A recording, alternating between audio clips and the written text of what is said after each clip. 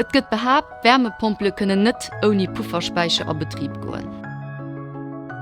Dës Auso berout awer nach op den alle Wärmepumpesystemer an entsprech net méi dem Standard vun Haut. Bei alle Wärmepumpelen kon se Schleechtung vun der Wärmepumpe net dem Wärmebedarf vum Haus oppassen.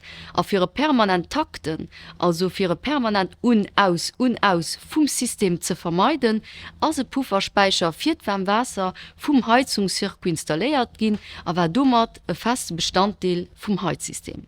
Wann nämlich méi wärmt produzéiert gouf, wéi dat wat d'Haus verbraucht huet, gouf wärmt am Pufferspeicher stockéiert, fir uschléissend bei Besoin wärmt rëm den Heizsirkuit aufzeginn.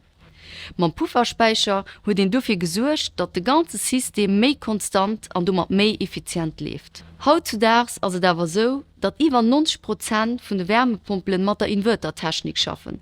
Also moduléierend sinn, dat heescht d'Leechtung vun der Wärmepumpel passt sech dem Wärmebesoin vum Haus a produziert genau déi Wärm, déi auch zu dem Moment verbraucht gëtt. Dat ass also de Grund, wieso die allermeescht Wärmepumpelen hautzudags ki Pufferspeicher mi brauchen, an dummer doch méi effizient sinn wie die Altsystemer.